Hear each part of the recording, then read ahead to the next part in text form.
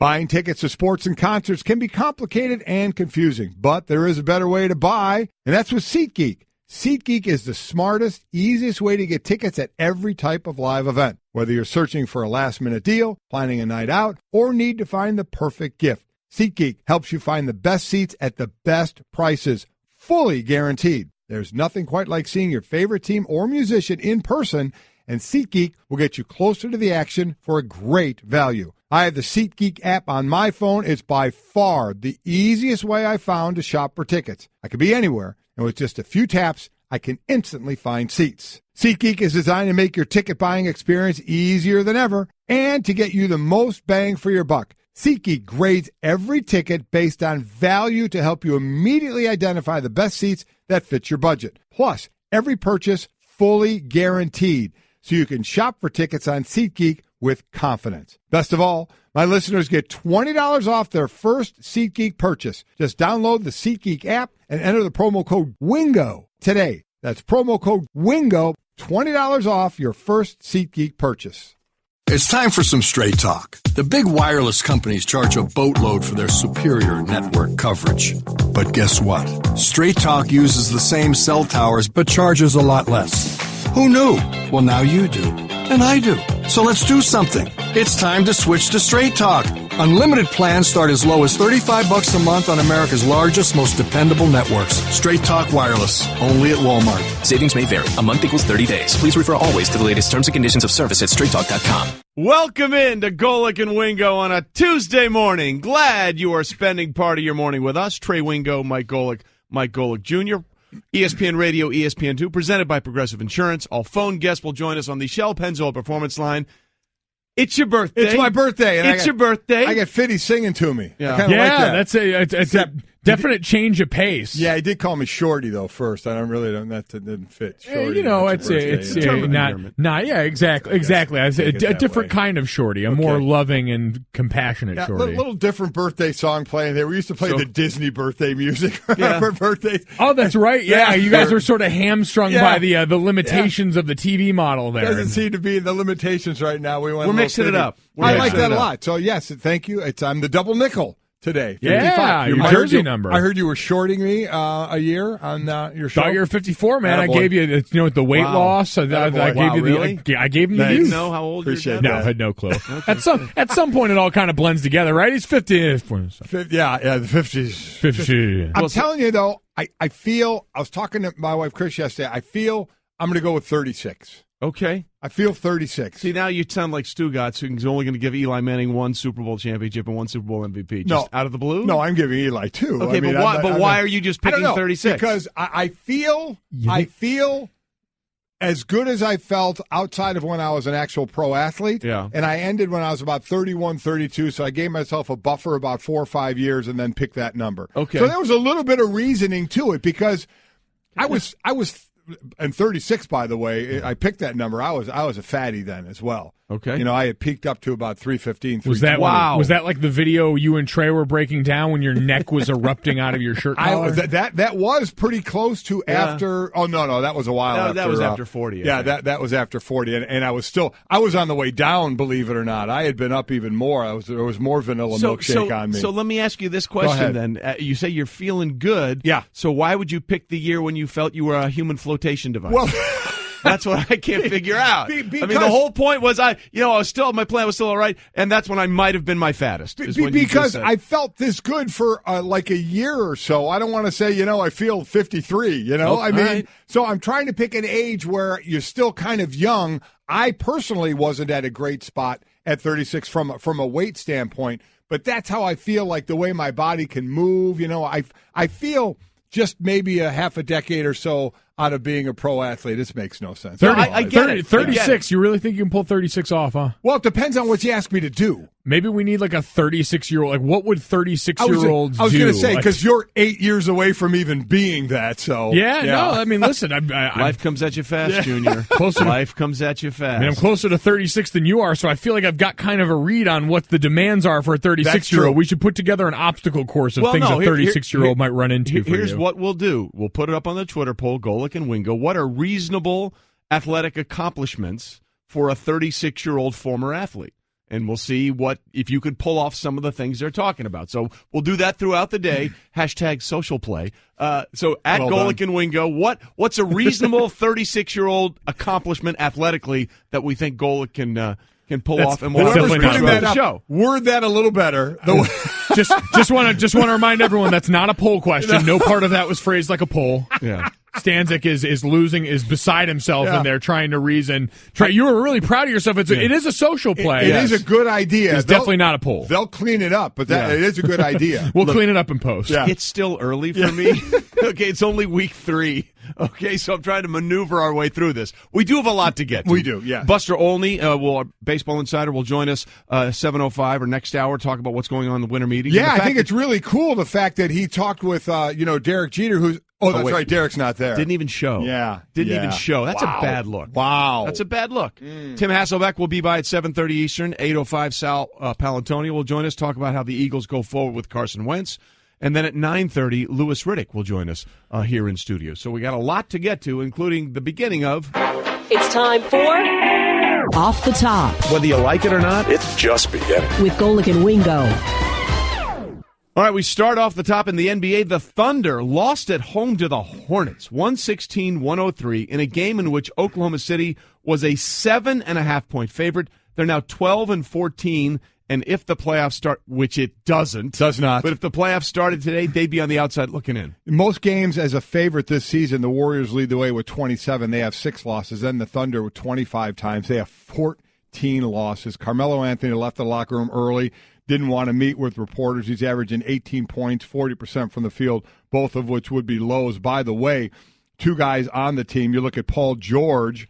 His numbers aren't very good. In fact, Victor Oladipo has better numbers. He's averaging 24.5 points this season compared with George's 23 when he was with the Pacers last year. And Porzingis, we know what he's doing with the Knicks. He's kind of flourishing, I think, averaging about 7 or 8 more points a game without Carmelo there. So really hasn't worked for the Thunder at this point. No, and you're right. If you are Carmelo specifically in this one, you're saying, I could have stayed in New York and done this.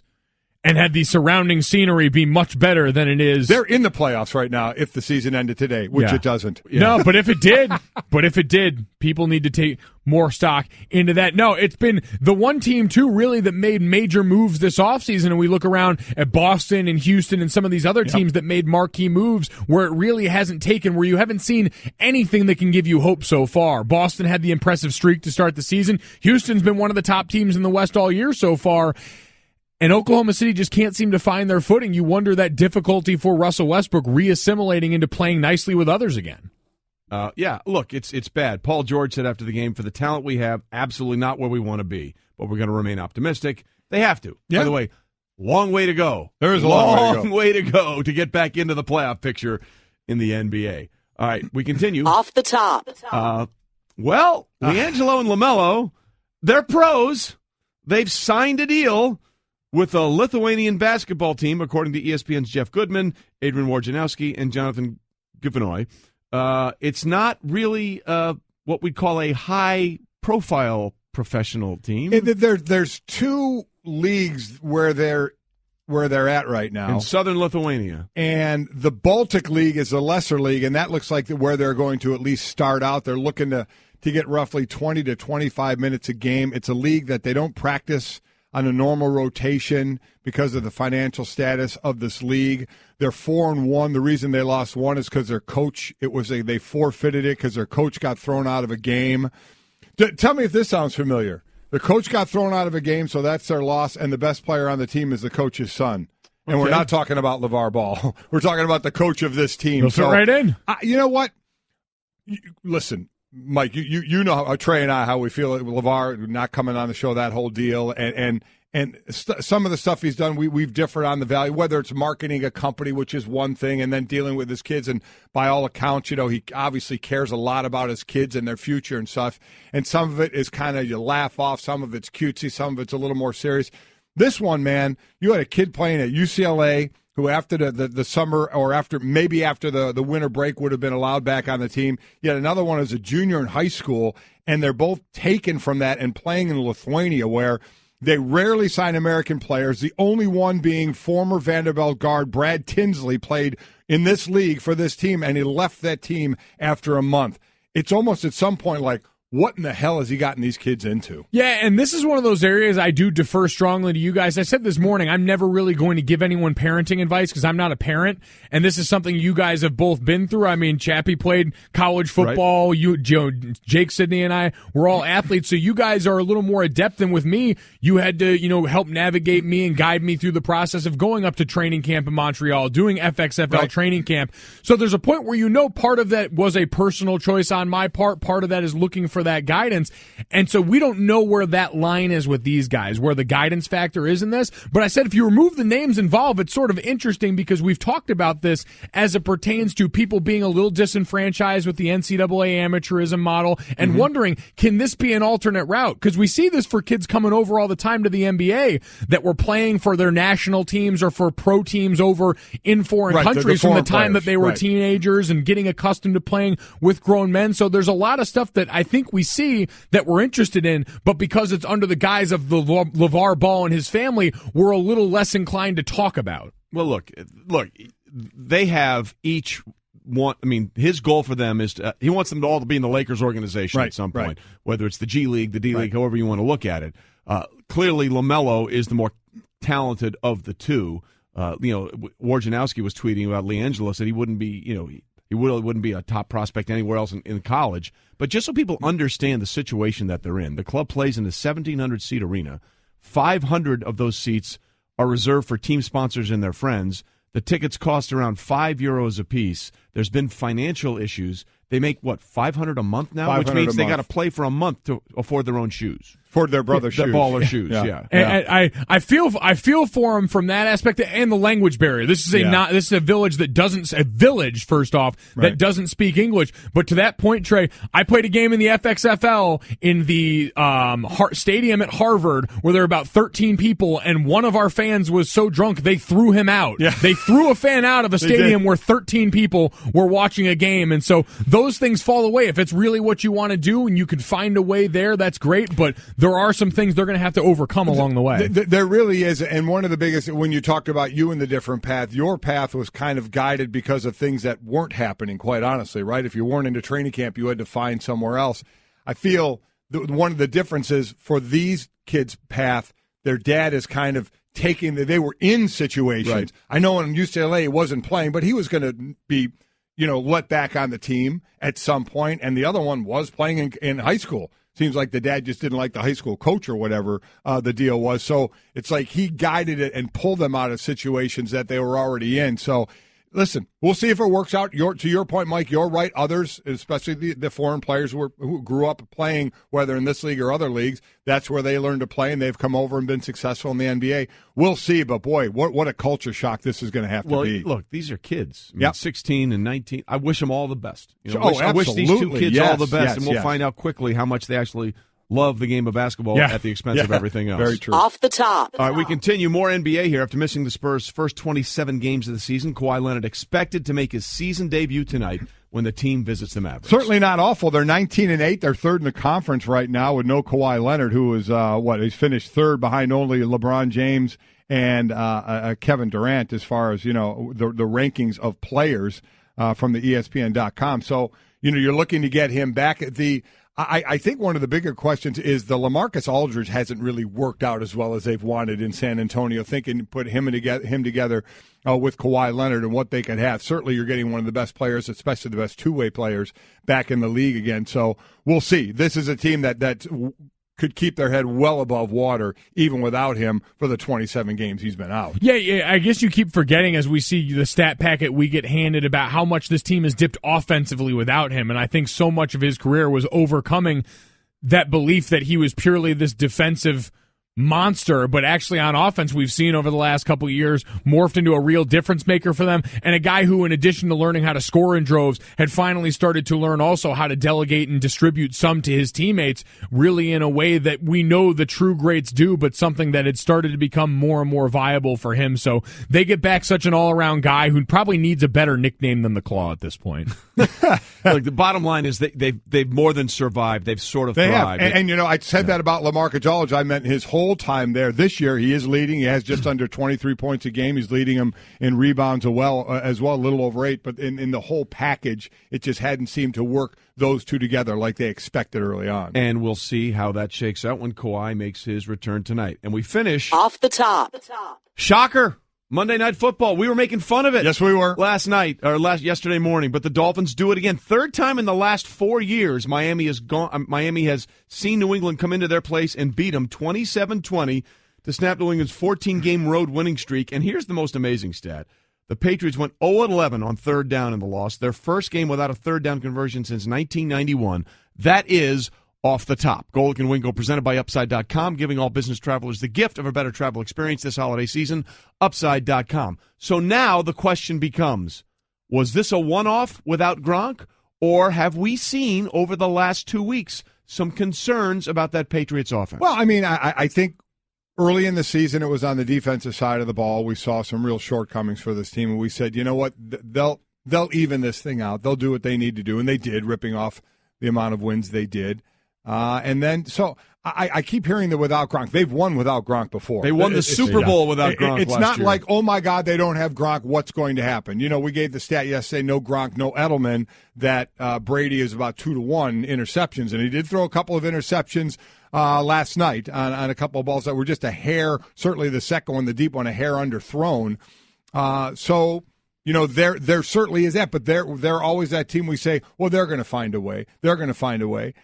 Brady was sacked twice, hit 6 more times, I believe, and 0 for 11 on third down conversion. So tip your cap to the Miami defense on this one, of which, again, Brady's lost 4 of his last 5 games in Miami. So I don't know what it is down there. We were joking about, as you said, Trey, yesterday. Right.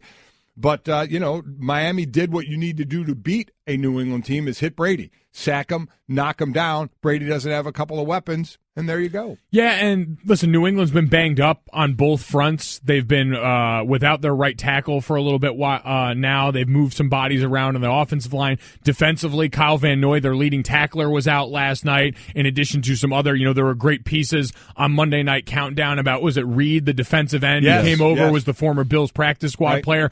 But that's the kind of guys, talent-wise, that they're dealing with up front and trying to make work. And so when you look at last night and say the pass rushes suffer, when you look at last night and say, man, at times they've had trouble protecting Tom Brady, those things become a little more understandable when you realize that you have that coupled with a group in Miami that just showed up a little bit more in tune last night. They had more attention to detail. They were more dialed in. They have a talented defensive front seven. And so you figured at some point, if they were able to dial in, this kind of production might follow. Well, look, there's two sides to this, and we'll get into the Miami side a little bit later because they're still in this thing. Yes, now. they are. They're still hanging around Yep. in the AFC, although there's a lot of teams right in front of them that could shake out in a completely different direction. But as we were alluding to, third time in the last 4 years that Miami has found a way to beat New England in Miami. And our ESPN front office insider, Louis Riddick, who, again, will join us in the last hour of the show, says this is a recurring theme for the Patriots when they go down here. They've historically had some issues when they go down here to Miami. And when you're dealing with a divisional opponent, I think it goes one of two ways, right? You're either so familiar and you're so dialed in on tendencies, especially if a team doesn't change it up, that you wind up having a high-scoring game. Or you have a situation like this where the favorite team, the team that's the underdog, just kind of has your number. They're a little bit fired up. They get tired of maybe losing to you. Look, people get tired in the AFC East of hearing about the Patriots. Well, it's been a decade, essentially. You saw how the players were reacting after that game. You would think that they won the division.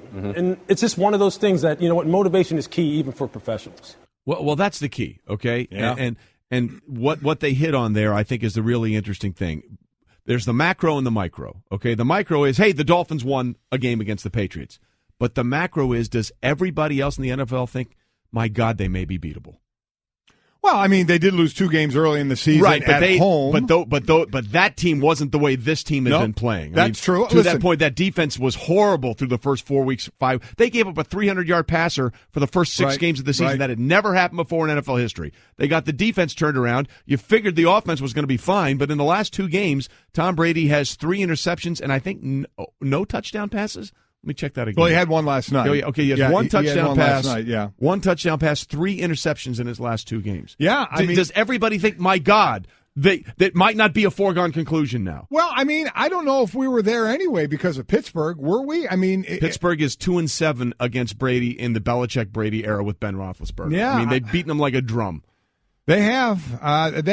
Listen, you have that offense that can score a lot of points for Pittsburgh, and you have a defense that gave up a 100-yard rusher to Kenyon Drake last night. How about Drake? Second straight game with 100 yards. Had 0 rush yards in his first 27 career games. Now he goes 2 games over 100. So that's what I look at. I mean, could this be a shootout next week with New England if New England can score those points? Because Pittsburgh can score the points. Well, and you worry about it, too, because last night, 52 yards after contact for Kenyon Drake on the ground. Miami's offensive line is not great. No. They don't give you much in the vein of yards before contact. And so when you look at who New England's going to have to face and you say, man, Pittsburgh, I get that they're dealing with the loss of Ryan Shazier on defense, a back end that's been leaky, and especially against the Patriots, just matchup-wise has never been favorable for them. But on offense, man, you want to talk yards after contact and yards before contact with the way that Pittsburgh offensive line can operate, and you're dealing with what you are up front defensively for New England, that should concern you because that's a matchup where Pittsburgh could eat them alive if they're not careful. They raised hell around the line of scrimmage, and who deals better around the line of scrimmage making things happen after they get the ball than Le'Veon Bell and Antonio Brown? Absolutely.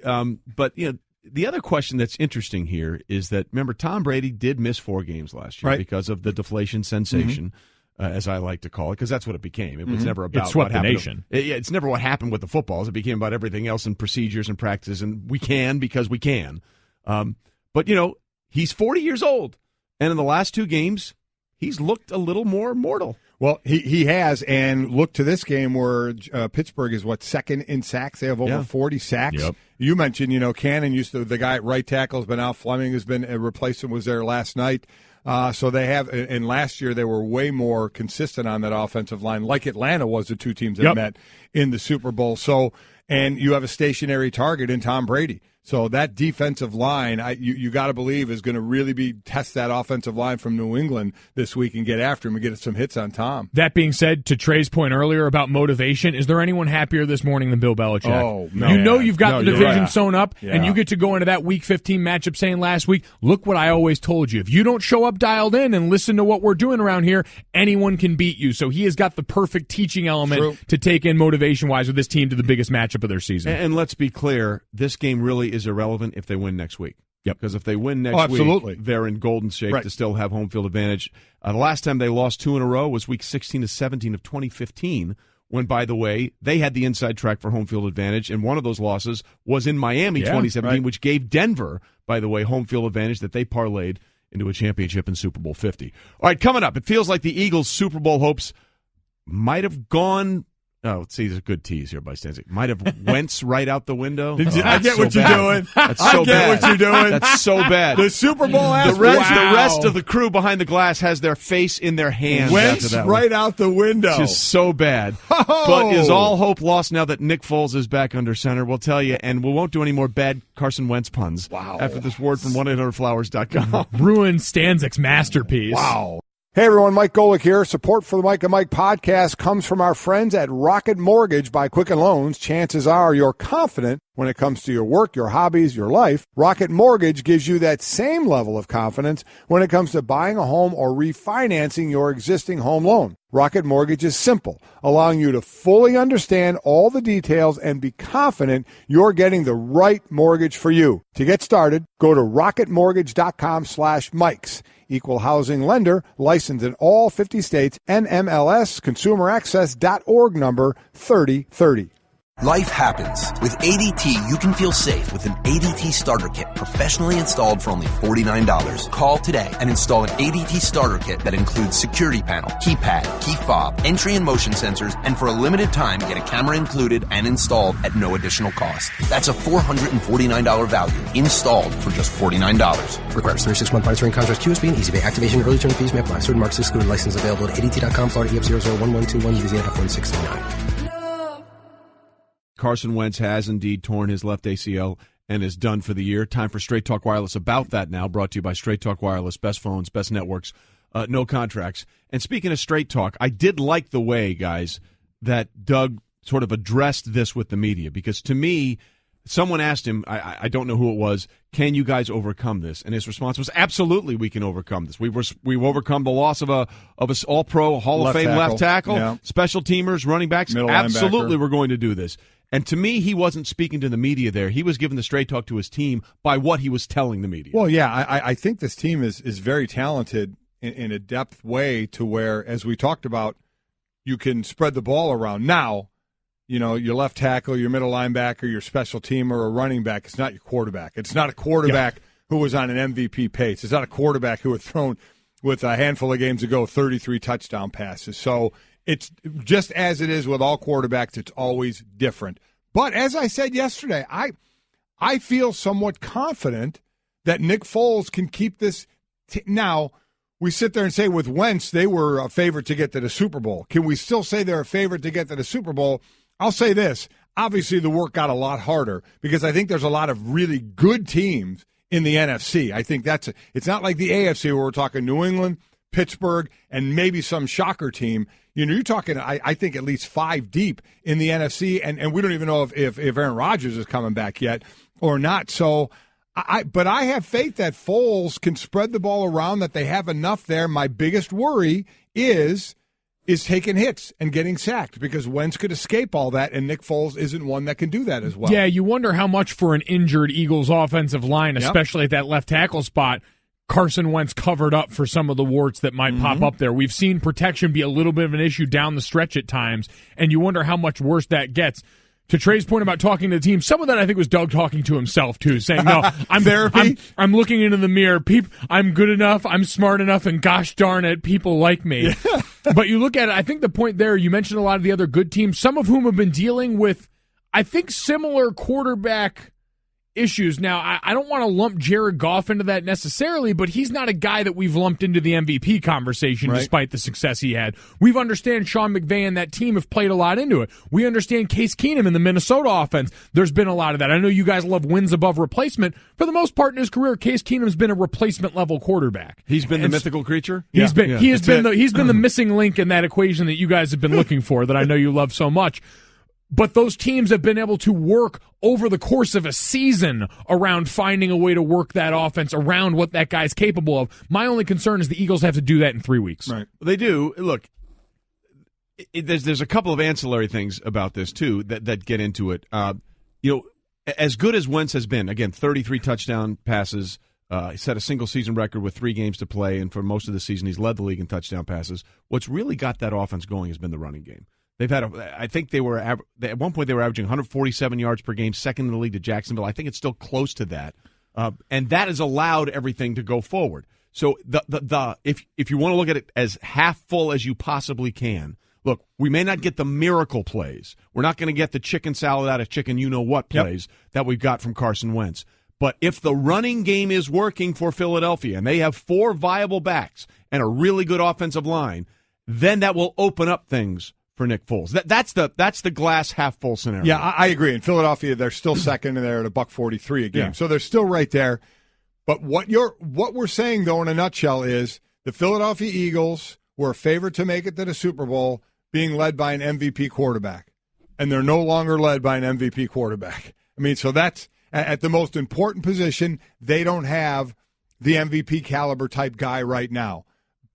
I just, you sit there and look at the other teams, with Minnesota, they've been dealing with the backup the whole time, and they have their own issues. Really, their third-string quarterback. Right? You look at the Rams, they are playing well, but it's a second-year quarterback. You do have Drew Brees with the Saints. You do have Cam Newton, if he's playing like Cam Newton with the Carolina Panthers, and you have Matt Ryan right now, who obviously was an MVP last year. Those are the teams that are in. And then right on the outside looking in is the Seahawks, and they have Russell Wilson, who has to provide miracles for them and laying low there, and we'll still see about the Packers and Aaron Rodgers. But I still think they have the ability to do that. I really do. I think they have enough around them. I think that team has been built in a very good way to have that depth.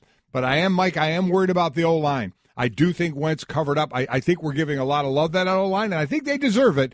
But again, Peters being out, in this last game, they were on their 3rd left guard. I don't know the situation there much as well. So we'll see where that ends up for more of a stationary quarterback in Nick Foles. So that is a worrisome spot to me. Yeah, it's going to be interesting how they adjust play calling wise on offense, because part of your job as the coach, and Doug Peterson comes from that Andy Reid tree, that is always lauded for creativity on offense, but adjusting to what Nick Foles does well. What is that conversation like with him, and how can they best put him in position going forward to maximize his very different skill set from Carson Wentz? Golic and Wingo on ESPN Radio and ESPN2, presented by Progressive Insurance. All phone guests join us on the Shell Pennzoil Performance Line. By the way, there's another interesting dynamic to this, because I think if Carson Wentz had continued to play throughout the season, he would have been the MVP. Don't you guys think he would have been? I think he was there. I think, listen, right there. Yeah. So now the question becomes, because I don't think you can win the MVP. I mean, I guess technically you can if he's not there for the final 3 games. But does it not throw the MVP race sort of wide open now? It does. It does. You see Brady having a couple of tough struggling weeks. the last 2 weeks. Russell Wilson there coming off a loss, but he's a guy that you want to. If those that are really doing the definition of the word valuable, then Russell Wilson, you're going to start and kind of stop with him without question. The way he's been going. So yeah, I do think it's opened up a little bit with where we are, and given not some of the obviously the good play, but some of the less than stellar play and Wentz going on the shelf. So I definitely think it does. So we'll see. Going back to this team, because Wentz is gone, the other thing that they have in their favor, you would think, is the next 2 games are the Giants and the Raiders. The Giants are dead last in total defense. Dead last. And Oakland is sitting at 22. So you have a couple of back-end defenses that Foles gets to start with and go. Now, as we just saw last night, you can't take anything for granted, as we saw New England lose to Miami. And then they finish up with Dallas, who at that point will probably they'll have Zeke back. So we'll see where that goes there. But I think it's a good couple of games against defenses that have not been playing well this year for Doug Peterson and Foles to get on the same page from the play calling standpoint. Exactly. That's going to be key. This is a nice buffer period. And we talked about this yesterday when I asked you guys the question, would you rather be the Chargers or the Eagles? The one thing they've gotten their advantage is they don't have the weight of having to worry about locking up the division still. Right. They're in. They know they're going to be in. It's just how high can we climb? And in the meantime, can we make sure we're as prepared as possible once we get there? Yeah, and by the way, back to the MVP vote, Tom Brady did finish second last year despite missing the first 4 games. Although I think it feels differently if you miss the first 4 and then come back for the final 12 and light it up, as opposed to starting the first 13 and then missing the last 3. Yeah. It just doesn't feel like it's a different scenario there. It definitely does. Yeah, it definitely does. But again, I guess we'll look and see. Does he get past? He's leading the league in touchdown passes right now at 33. I'd imagine he's going to get past. You have Brady who's thrown 27. You have Russell Wilson with 29. So he's probably going to get past in that. So right. I doubt he hangs on to this. Computer, execute 12.4p operation. Optimizing algorithm. Running encryption packet alpha. Night. Oh, I don't feel so good. What is it, computer? Is it hot in here? It feels hot in here. I feel a little clammy. I should lie down or something. A computer with a virus? Surprising. What's not surprising? How much you could save by switching to Geico. Those oysters Rockefeller were a mistake. Geico. 15 minutes could save you 15% or more. So we all love the snow game in Buffalo, right? I did, yes. It was awesome. Yeah. You, Junior, had some issues with it. That's fine. You'll figure that out later. Snow football is, I think, everyone will always watch a snow football game. Agreed. Whenever, snow on? Fine. Let me see that. Yep. And, every time there was a tackle, it looked like there was an exploding feather bed somewhere. It felt like it was 5 feet of snow on the ground. And it was all good and was all fun, except for one player. Mm-hmm. And that would be Colts kicker Adam Vinatieri. Oh, he had a tough one. He had a clause in his contract that calls for a $500,000 bonus if he makes 90% or more of his field goals this season. So going into Sunday's game, Vinatieri was hitting a solid over 95% of his kicks, 22 of 23. Which is ridiculous. Because of the blizzard, and it had a lot to do with it, he was 0 for 2. He is now at 22 of 25, which drops him to 88%. So he went from 95% to 88% with those 2 misses. And we know it's always tougher to jump back up, in that percentage. You start looking at like batting averages and stuff and trying to do that. So that could be a costly snow game. Well, here's the bonus for him, okay? They've got 3 games left. 2 of them are at home at Lucas Oil. Okay. Okay, so he's got Denver on a short week this week on the Thursday night game. Then they got to go to Baltimore on the 23rd, which I think is a Saturday. So that could be difficult because you don't know what's going to happen in the Charm City this time of year. Right. So it could be nasty weather. And then they finish up Houston at Indianapolis. So if you're Vinatieri, you're thinking, let me just make the ones at home and then I'll roll the dice in that middle game in Baltimore. You guys still really had a lot of fun watching that snow game, huh? A lot of fun for us to all watch. Let's just forget the people involved. Forget the humanity of guys that were players like you in this that have stuff on the line. No, it's unimportant. Let me just say, again, I would have been affected in a positive way because I wouldn't have got yelled at the next day in film, and everybody would have come down to my level. That for a kicker, though. Wide receivers, who you're talking about? Quarterbacks, running backs, wide receivers, certainly kickers are the ones going to be affected. Maybe defensive linemen. I know you had one bonus that you were close to leading the team in tackles that one year. Leading the team in tackles, and Clyde Simmons edged me out by a couple of tackles there. I went that last game, the last couple of games, I went back and I was watching tape. I was like, do I get a tackle there? I'm jumping on piles and stuff. How close were you to getting the bonus? 2 tackles. Oh, see? Yeah. And now for this, so you guys, I mean, while the playoff success wasn't always there, you guys were in contention a fair amount. This Colts team, are they mathematically eliminated yet? And if not, they're done. They're mathematically eliminated? If not, let's mathematically eliminate it. So, I mean, I'm eliminated. Down the stretch of the season, maybe you settle for the field goal a little more than you were thinking of to begin with and try and help your boy out? The other opposite of that is, you know what? We got nothing to lose. 4th and 6, we're going for it. And Vinatieri's like, no! Either that or get him the amount of field goals he needs. Like, I don't know if he makes his next 4. Is he back to 90%? And then stop kicking field goals. Yeah. We're done kicking field goals. We're going for it on every Go to the out. Backup kicker, audition other guys on the team, trot defensive linemen out there and toe bash it. I can hear the call now from Bob Lamy on the Colts broadcast. All right, Colts set up on a 1st and goal from the 1, and they're trotting out Adam Vinatieri for a 1-yard field goal. What's going on here? That would be awesome. So, doing him a solid. Hopefully he can make that up. So we'll see if he can or not. Let's one other thing we're doing today, because it's my birthday, but we're not going to make it about me on this. But wait a minute. No, sure. Yeah. There you go. Wow. Sammy Hagar. That. So we have a bunch of different sports-related things for 55 or the date of my birthday. So today, again, is December 12th. So I love these. 1949, December 12th, American League votes 7-1 rejecting legalizing the spitball. There was actually a vote taken to legalize the spitball. I would have voted for it. And it was rejected. Wasn't sure that was what we were going to be legalizing. Well, there you go. How about 1976? Joe Willie Namath plays his last game with the Jets on December 12th, 1976. That's something. Wow. 1965, December 12th, Gale Sayers of the Bears scores 6 touchdowns, which ties an NFL record. That's more of something than anything else. That is really impressive. By the way, I impressive. think he did that with like halfway through the 3rd or 4th quarter, and it was a sloppy field, and George Halas pulled him because we didn't want to get him hurt, and it was a sloppy field. He could have put that one out of reach. He could have made 8. Yeah, he probably could have made 8 the way he was playing in that game. And then as far as money is concerned, on December 12th, 1998, pitcher Kevin Brown becomes baseball's first U.S. $100 million man as he signs a 7-year deal with the Dodgers for $105 million. That's a pretty good day. That would have been a good birthday present for you to give him. Yeah, it would have been a nice birthday present for ESPN. Pony up. Anything you want to say to your dad, even though you didn't know he was actually 54 today? This one snuck up on me a little bit, but happy birthday, man! Enjoy enjoy the double nickel. I'll see you for cake at home. There you go. Winter meetings are going on in Orlando, and there's one absence. We'll talk about it next.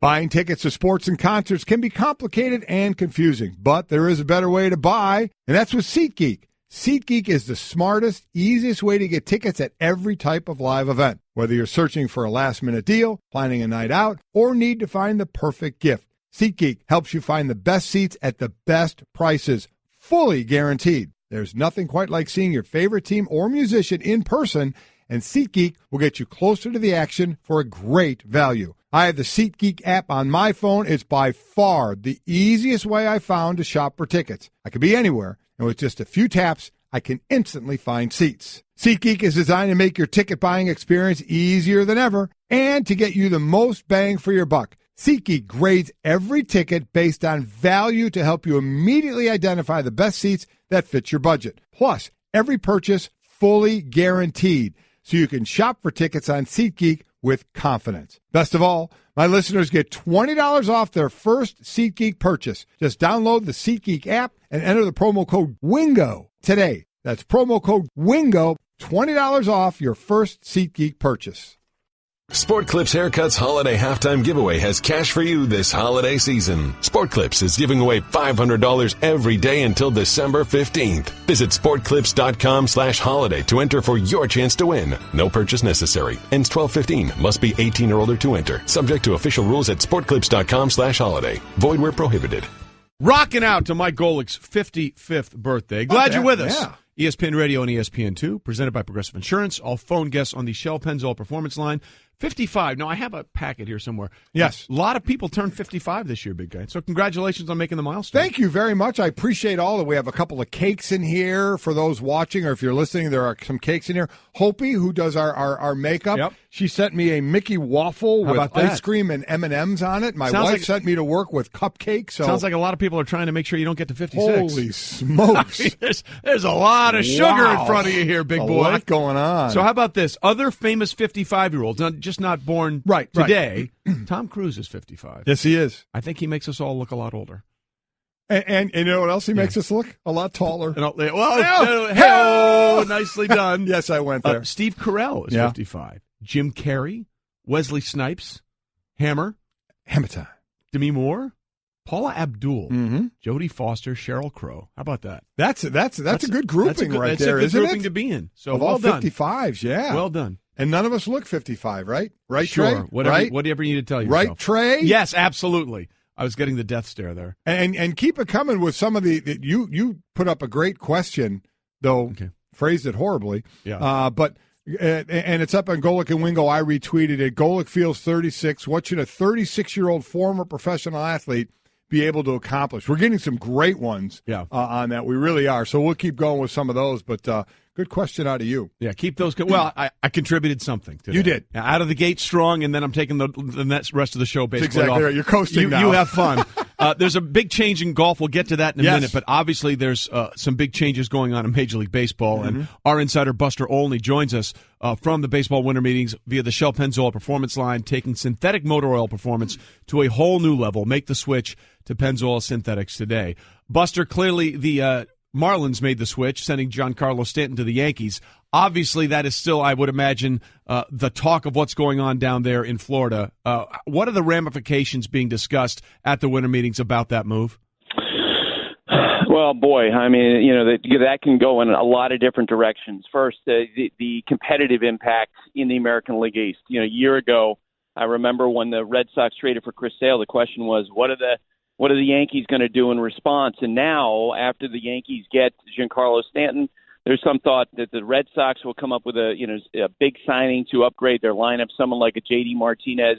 Will the Tampa Bay Rays, seeing what's going on, decide, you know what, we can't compete with that monster team. We'll trade Evan Longoria. We'll trade Chris Archer.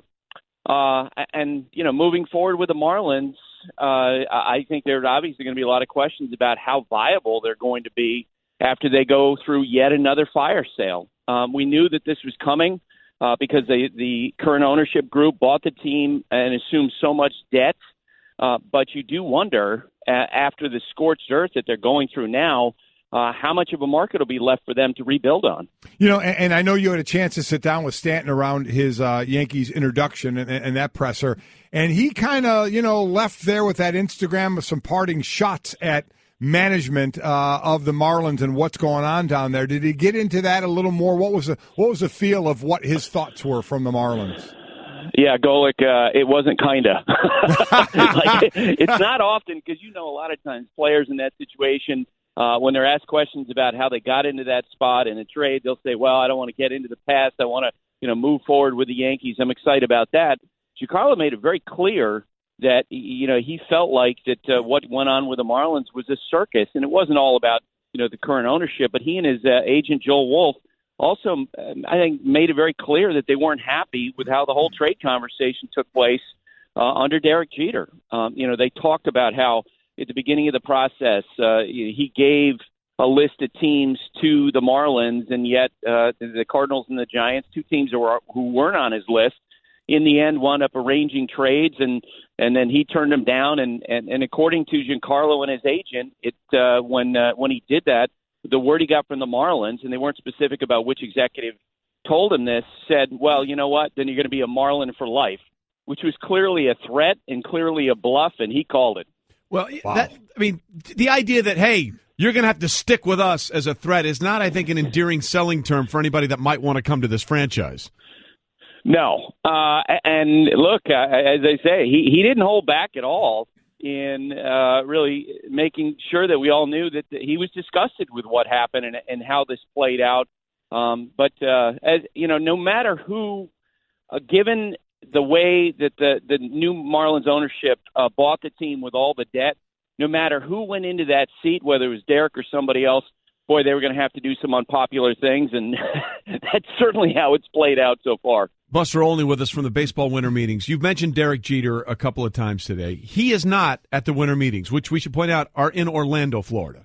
And he was spotted at the Dolphins-Patriots game last night. What do you make of him not even being there in person to deal with the repercussions of this? It's surprising. It's shocking. Look, if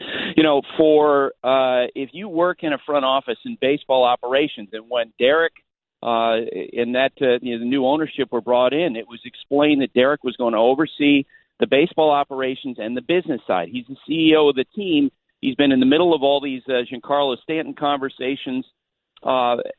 People who are in upper management in baseball, this is like opening day for them, right? At the winter meetings, all of them, Theo Epstein, Brian Cashman, Dave Dombrowski, Chris Antonetti, the Indians. It would be unthinkable that they wouldn't come to the winter meetings, not only because, this is an opportunity to sell the sport to idiots like me, but also because they have conversations with other teams. They learn about their own players from conversations with other teams. They learn about their own employees. And here you have Derek, who's taken over this front office. He probably doesn't know a lot of his employees very well. What better opportunity than to be around them as all these conversations are going on with other teams and with agents? It's a great place to learn, and he should be here, and he especially should have been here in person yesterday at a time when the Marlins are making these franchise-changing decisions. As the face of the franchise, as the leader of the organization, he should have been here in person to explain to reporters. Now, he did hold a conference call yesterday, but these are the winter meetings. And as I said on SportsCenter yesterday, for a general manager not to show up to these, or someone who's in his position, is like a player not showing up for a game. It is. It does seem somewhat odd right out of the gate for him. We're talking to Buster Olney on the Shell Pennzoil Performance Line. Again, our baseball insiders also authored 2 books, and the greatest thing about Buster is he grew up on a dairy farm in Randolph Center, Vermont, which we always love to chit-chat about every now and then. How about the effect now, because everybody thinks that a Manny Machado or a Bryce Harper was going to end up on the Yankees someday. Is that going to be off the table now with this? And so who does that open up for possibility of other teams that could jump into the fray for those guys?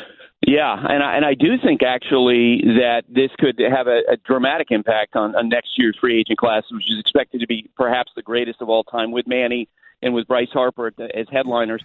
The thought all along was that the Yankees have been clearing payroll in recent years so they could set themselves up for a run at one of those 2 guys. Well, now, as they went through this Giancarlo Stanton conversation, because the Marlins are assuming about $30 million in salary, and because they took Starlin Castro in the deal, in the end, the Yankees' deal with Stanton is for $243 million over 10 years. That is so much less than what people expect that Harper could get, maybe $350 million to $500 million, or Machado perhaps in the same range. So this might be the Yankees' big-ticket spend on this. And, maybe that clears the decks for a team like the Philadelphia Phillies, or maybe it pushes Bryce Harper back to the Nationals and puts them more in play. They've made it clear they'd like to retain him. Well, yeah, look, it's interesting. We had Michael Kay on talking about all that and the machinations that may or may not take place with the Yankees.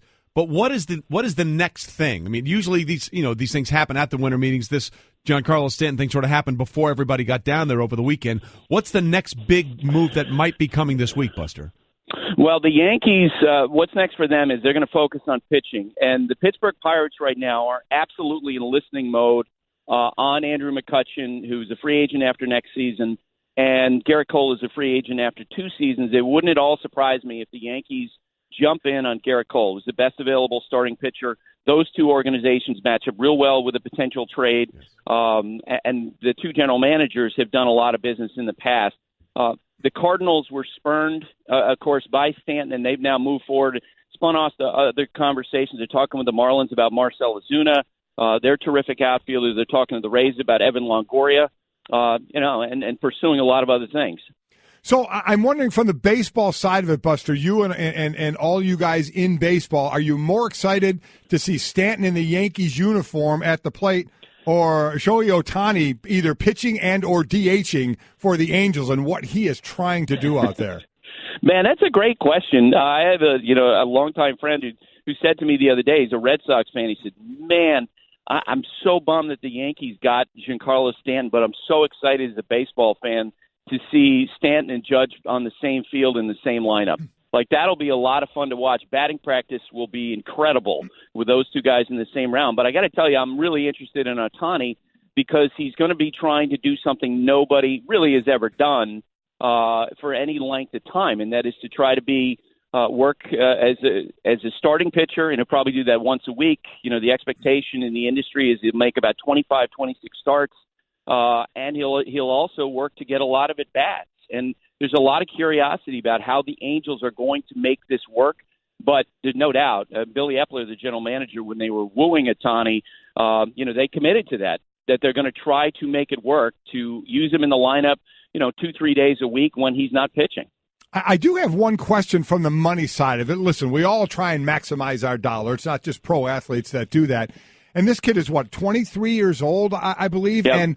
And the baseball paying rules are unbelievable, so you can help me with this. But from what I understand, he basically got a pittance of what he could have got had he come out 2 years later. Had he stayed and played where he did for a couple of more years, then he could have come to Major League Baseball and got a monster deal right out of the gate.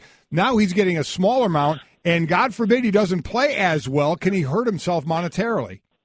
Absolutely he could. And believe me, as this was playing out, you talk to agents who were had attempted to try to represent him, and you ask them, okay, what's your advice to him? And every single one was like, of course you would tell him, stay in Japan for 2 more years, because general managers are telling me if he was a pure free agent right now and he was up for auction, his talents are so extraordinary. He throws over 101 miles per hour, has power as a hitter, has been clocked to first base running as fast as Mike Trout. He would have gotten more than $200 million, okay? But instead, he chose to come here now, and he gets the signing bonus from the Angels, about $2.5 million. He plays for minimum salary, essentially, for the next 2 years. And then in 2019, he could try to get the big deal. And you're right, if he gets hurt, if something happens, it's possible that he's going to get far less than what he could have gotten.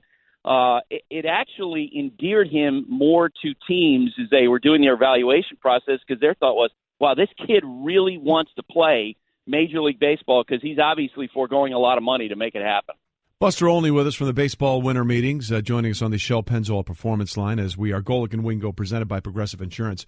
Okay, Buster, obviously Giancarlo Stanton has been the thing. What are we hearing about Matt Harvey? Where might he be going, and what's this situation looking like with Matt Harvey and the Mets? Yeah, Trey, there were a ton of rumors here yesterday. They're talking to various teams about trading him. Look, when I talk to Mets people, they're like, we know that there's almost no chance we're going to trade him, because they understand after his struggles of last year and the year before that, his value could not be lower. He's a free agent after 2018. He's coming off a couple of terrible seasons, but given what we saw from him in the past, of course teams are lined up saying to the Mets, hey, you wanna dump Matt Harvey for nothing? We'll take him, because everyone is wondering if he can rebuild himself, if he'll go into next year especially motivated with free agency on the horizon. And so the Mets internally are, their thought is, if our choice is to give him away for little more than nothing, or just keep him and see if he rekindles with us, we'll take the latter option.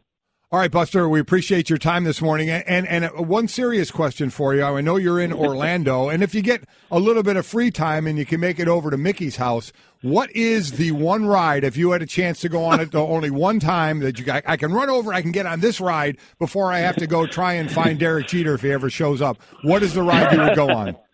Space Mountain. Space Mountain. Wow, old school, huh? Yeah, all right. the Space Mountain can be a little rickety at times. It can, but it's in the dark, and it makes you not know. It kind of freaks me out. Yeah. I'm not sure exactly good where call, I'm going. Buster. I like that a lot. All right. Well, maybe I'll try to do that. If a bunch of deals go down today, I'll try to go over there and report back to you guys. There you go. And then do Mount Everest at the Animal Kingdom. Always a good one, too. Thanks, Buster. Appreciate it, man. See you guys. Thanks a lot. Buster Olney with us from the baseball winter meetings. I'm a big fan of the rock and roller coaster. Yeah, absolutely. Where that takes off like you're 0 to whatever. Yeah, the first one. Or, honestly, the Toy Story ride where you shoot. You try and get the most points. Yeah, that's always like that fun. A lot. Yeah, that's always big fun. Fan. I do like Everest. Did you mention? Yeah, Everest is a good one. Yeah, Everest is a good one. So we're covering all the really important. Yeah, well, I mean, of course, really an interesting. I mean, Derek Jeter went through a Hall of Fame career both on and off the field, if you know what I'm talking about, and never made really a bad tabloid headline for it. And it seems like in his first major moves as a minority ownership, but he's the face of that organization, that he's just doing things that are making people scratch their head a little bit. I mean, making it look like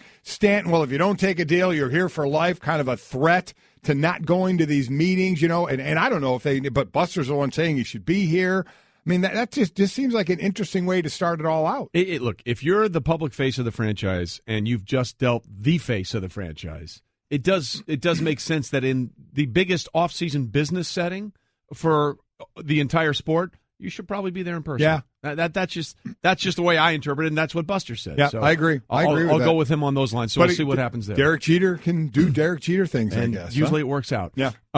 Speaking of working out, something happened that is going to happen in 2018 that is long overdue in a sport that I love and a sport that you tolerate.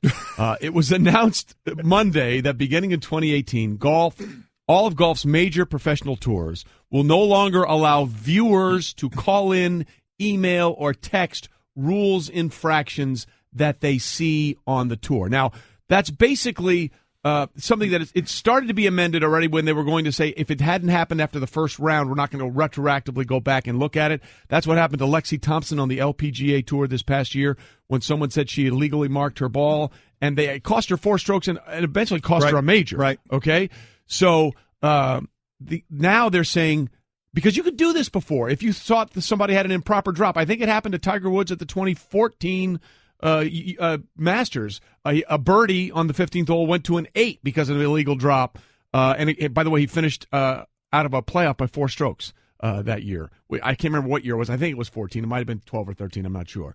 But 2013, thank you. The idea that it's so foreign to any other sport. It's, to me, this is like, let's say the Eagles were playing Dallas in a playoff game, and somebody looks back at the tape and sees you with an illegal hands to the face. Right. And the just so you don't understand how this worked in golf, that they would have looked at that and said, yeah, that should have been a penalty. So in the next game, on your first series, we're gonna penalize you 15 yards for the illegal hands to the face. Listen, that's how crazy this became. Me having fun, I golf's fine. I like going out and playing every now and then as long as I can have a beer with it. Right. I don't love it. I like it.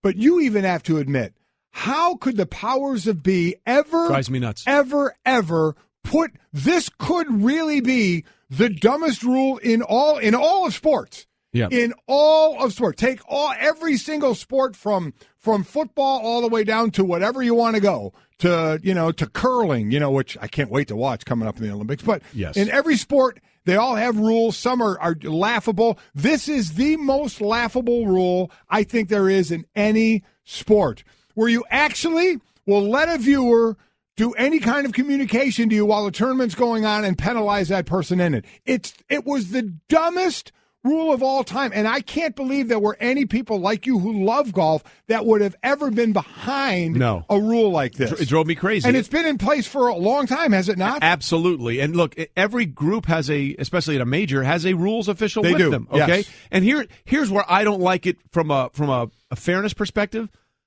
Not everybody's on TV. On TV, it's exactly okay? right. So some guy or some woman on the LPGA could have done something that might be questionable, and you'd never see it. But if you have a star like Tiger Woods or Lexi Thompson on the LPGA Tour, where most of their rounds are shown on TV, then basically it becomes a disadvantage for them because of their popularity. Look, and golfers are different. They call a lot of rules violations on themselves, right. Which is awesome, and I understand that. But at the idea that someone not involved and just sort of watching can have an effect on the outcome, it's never made sense to me, and I'm really happy that they finally addressed it. You know what blows my mind is there had to be a meeting about this. Yeah. There had to be a meeting, and there had to be an agreement before they walked out of this room that people thought it was a good idea. Yeah. To which every person should have walked out of that room and immediately been drug tested for the idiocy of that rule and how dumb it was, which means at some point this morning we're going to have fun with that rule. Oh, absolutely. I can promise you that. Yes, we are. But I'm so happy they got rid of it because it was ridiculous. Look, let the sport and the players govern themselves, like every other sport there is. So that'll be the new rule starting in 2018 in golf. Hey everyone, Mike Golic here. Support for the Mike and Mike podcast comes from our friends at Rocket Mortgage by Quicken Loans. Chances are you're confident when it comes to your work, your hobbies, your life. Rocket Mortgage gives you that same level of confidence when it comes to buying a home or refinancing your existing home loan. Rocket Mortgage is simple, allowing you to fully understand all the details and be confident you're getting the right mortgage for you. To get started, go to rocketmortgage.com/Mikes. Equal housing lender, licensed in all 50 states, NMLS, consumeraccess.org number 3030. Life happens. With ADT, you can feel safe with an ADT starter kit professionally installed for only $49. Call today and install an ADT starter kit that includes security panel, keypad, key fob, entry and motion sensors, and for a limited time, get a camera included and installed at no additional cost. That's a $449 value installed for just $49. Requires 36-month monitoring contract, QSB, and EasyPay. Activation and early term fees may apply. Certain marks excluded. License available at ADT.com, Florida EF001121, Louisiana F1639.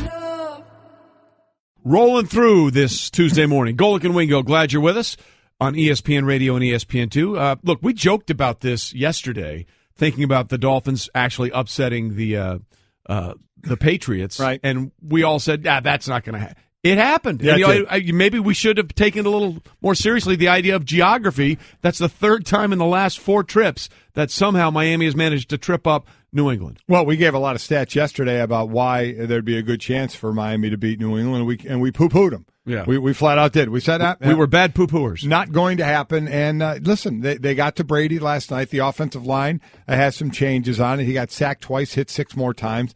But the amazing thing to me is for as an efficient team as New England has been over time, to be 0 for 11 on third down is amazing to me.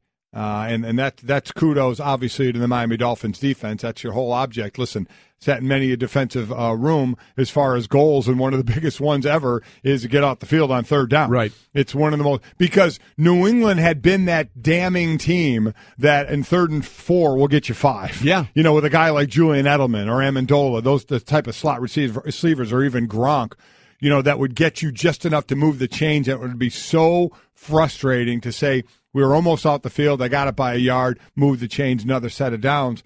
But the Dolphins did a great job. The Dolphins played well, gang, and looking at their side of it, they're still in this thing. They still have 2 more games with Buffalo.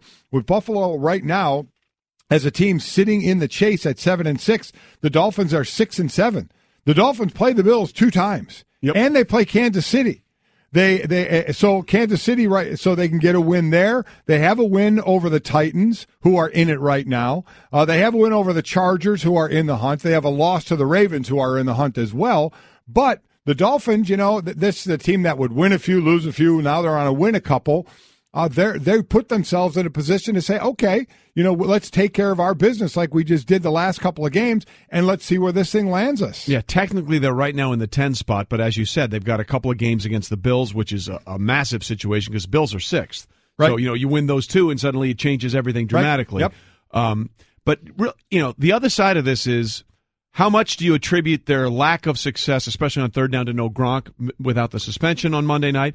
And are there concerns now because over the last 2 games, Tom Brady has 3 interceptions and only 1 touchdown pass? Here's the thing. You always say when you're missing your guys, it can eventually catch up with you. But what's the one team that's always put that aside? The Patriots. The Patriots. They won a Super Bowl without Gronk. Correct. They've won without Edelman. They always, and they got Hogan back last night. Yes, they're able to find a way. So if they were to lose to a team, like say this happened next week with the injuries of guys being out, and it's to Pittsburgh, who we think is the team that could battle them to represent the AFC, maybe more understandable. But this was a sub-500 team that beat them. Now, again, statistics shows they have success in Miami against New England, but still, New England usually is able to find their way out of these messes, and they weren't last night. So we can sit there and talk about them not performing, but I'm one of those. I tip my cap to the opponent. Yeah. They're the ones that are getting the job done on the field. Cutler, this is what Cutler played great last night. And that's the whole thing about Cutler is inconsistent, right? Yeah. Sometimes it looked like the Cutler that we all want to kind of yell at, that he has that look on his face and does he care and blah, blah, blah,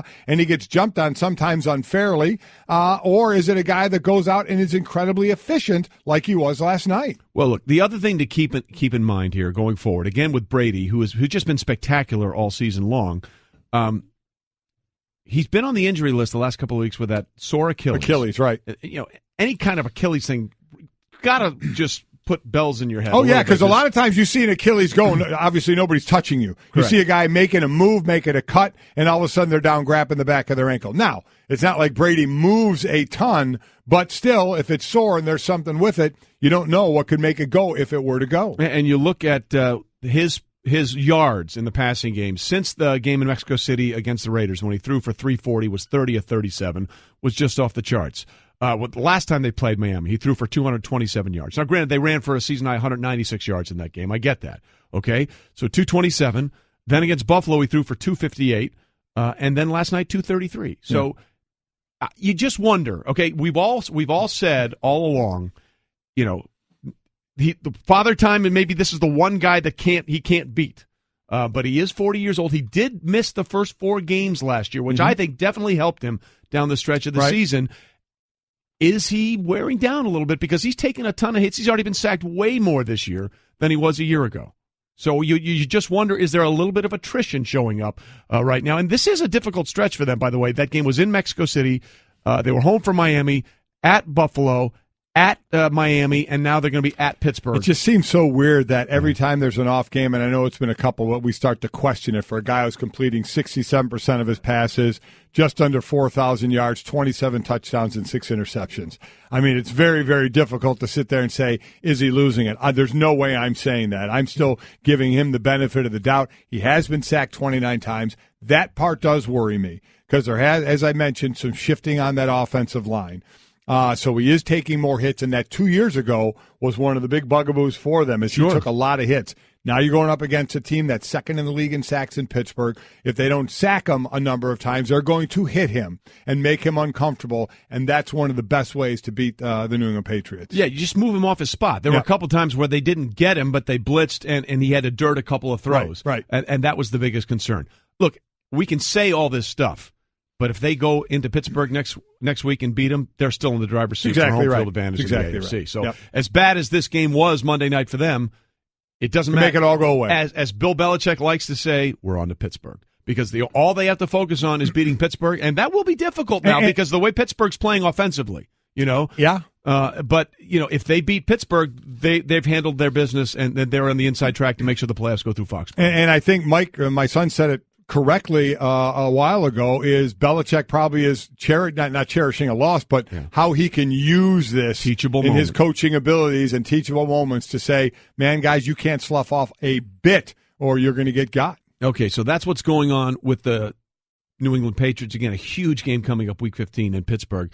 And then there are the growing ramifications of what happened Sunday with the Texans quarterback, Tom Savage. He took that vicious hit, and as he hit his head in the end zone, his arms went into what's called that fencing pose, which is when someone who was in a concussion, you see that in a boxing match, the guy's out. They brought him back into the game after a short concussion protocol, and then they saw the symptoms getting worse, and then they took him out for the rest of the game. Now, Bill O'Brien, the Texans head coach, took a lot of heat here, but at the end of the day, the coaching staff has to rely on the medical team, the unaffiliated neurological consultant and the spotter to deal with all of that stuff. He's just going on what they tell him. However, he finally saw the video of what we all saw Sunday, and this is what he had to say after seeing it.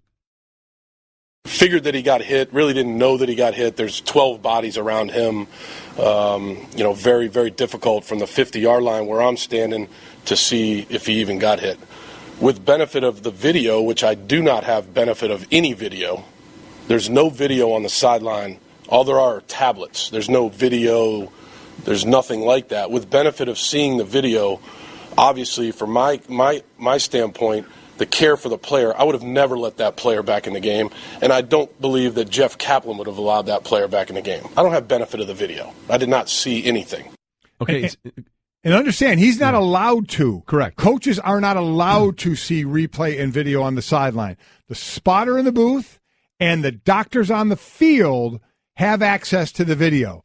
Now, that's going to be the big question. If they didn't see that video or they saw that video and didn't react in a different way, quite honestly, there needs to be hell paid. Yes. There's no doubt about it, because if you're able to look at that and not have some more of a response like, forget the tent, we're going right into the locker room and we're going to go starting with that protocol, man, that then if you're truly in on this for the player safety, you have got to hammer the team, just like what's coming down with Russell Wilson and the Seahawks. For how he got hit, the ref took Russell Wilson off the field. He was supposed to get checked out. You know how those tents, they kind of... The blue tent, they kind of put it up and the players in it?